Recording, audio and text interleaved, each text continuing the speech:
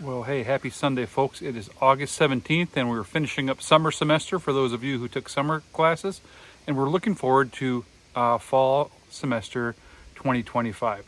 And I just want to drop you, the collective crew, a little bit of a note about Advanced Anatomy and Physiology, BIOL2410. Most of you had General Anatomy and Physiology, BIOL2400, here at St. Kate's, sometime maybe in the last couple years. And I want to let you know a couple things. The course is available on Canvas right now, but I just wanted to spend a little bit of time talking about the differences and mostly similarities between the first semester of Anatomy and Physiology and the second semester of Anatomy and Physiology. All right, the way we designed it at St. Kate's for college for adults and for associate degree programs is that we offer two Anatomy and Physiology classes. The first course, Bio2400, General Anatomy and Physiology, as you know, covers the whole body from start to finish. Most universities don't quite do it that way. The reason we do that here at St. Kate's is because we have a few programs that require only one semester of Anatomy and Physiology. So rather than have a bunch of different sequences, we decided to do it this way. Occupational therapy, physical therapy assistant, radiography. I think there are a couple of programs that just need one semester. For those of you who need 2 semesters, you're probably going into radiation therapy or nursing or sonography or something like that. We still cover the same content that you would find at a different place. This is just one way to do it. What we'll do this coming semester is we'll essentially go back through the body in kind of the same sequence. We'll start at chemistry and we'll work up through reproductive systems. But we are fortunate this semester because we have time to go back and hit some of those details that we couldn't get through in that one semester, kind of super fast, hit the highlights semester.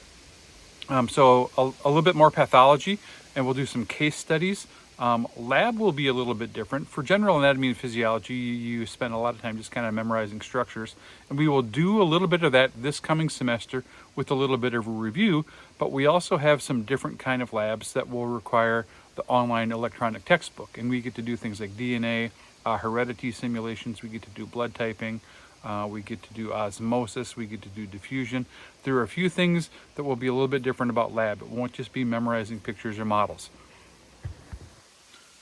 My phone's dying on me here.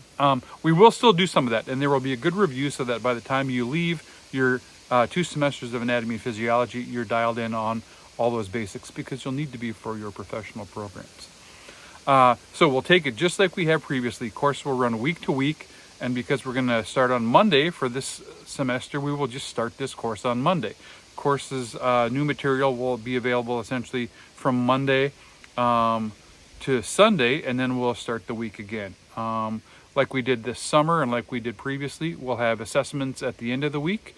They will be online. You'll take quizzes and exams, and those will be available for the 24-hour window. So most of the quizzes are 10 minutes or 9 minutes. So you'll usually a lecture and a lab quiz each week. So for those 19 or 20 minutes worth of quizzes, you'll have a 24-hour window in which to take them.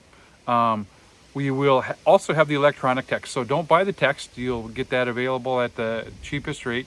And we will absolutely need the electronic text because our lab will be entirely run through an electronic component in our text. So weekly lecture, weekly lab quizzes with structured exams, kind of like we have, kind of like you're used to. There won't be critical skills assignments. In General Anatomy and Physiology, you did a couple things that allowed you to build study skills and work on things like note-taking and work on things like question writing and cognitive map production. We won't do any of those. If those things worked for you in General Anatomy and Physiology, I highly recommend that you continue rolling forward with those things. Once again, I'll be available pretty much 24/7 if you have questions. This semester, rather than having narrated essentially PowerPoint presentations, because the professional programs want to prepare you, especially because you're in this online environment and will be increasingly, they want you to be prepared and have practice taking notes from multiple sources. So this semester content will be delivered in the form of usually videos, sometimes textbook videos, sometimes YouTube videos from different sources, and then just simply technical reading. We didn't do a lot of technical reading in General Anatomy and Physiology, but this semester there will be some actual assigned reading. Just like with anatomy and physiology, the beauty of it is that all the questions on any quiz or any exam will come directly from the content. So each week when you get new content for lecture and lab, it's that chunk of content that you're responsible for. And the way to really deal with that is just to spend a ton of time on it. There's nothing this semester that will be impossible, just like there wasn't anything in the previous semester that was impossible. The issue with the class like this, and your professional program classes as well, is sometimes they're just information heavy. There's a lot of it. And the way to deal with that kind of content is just to start early. So even though we'll run our classes essentially Monday to Sunday assessments, kind of like we have been doing, I'll always make the content for the following week available a little bit early. So if you do finish your quizzes or exams, whatever we have that week, if you do finish those a little bit early, you can get a good jump and give yourself essentially another day to do that. I know you have complex lives. I know you have all work schedules. I know a lot of you have kids. Just like with general anatomy and physiology, it will be really important to plan your study time. A couple hours a day, like we've been saying, really might not be out of the realm of possibility. And you'll know when you start to take assessments if you're studying or not, or if you need to adjust that. Some of you are putting in plenty of time. Some of you will find that you need definitely more time. So if you have any questions, you can always contact me. Take a look. Canvas is up and rolling. Again, some similarities in terms of kind of the logistics about how the course is run. What'll be a little bit different this semester is that the content delivery modalities will be just a little bit different. Definitely more simulations and more kind of active component for some of the lab stuff. And then the lecture content, rather than narrated PowerPoints, will be sort of videos and readings, etc. We will not provide scripts or outlines this semester. The nursing program, especially in the radiation therapy programs, want you to get good at taking notes from multiple sources, because you'll need that in the future, not just in program, but as you do continuing education beyond. All right, thank you for your time. So we've got a week off. Class starts technically on Monday the 25th.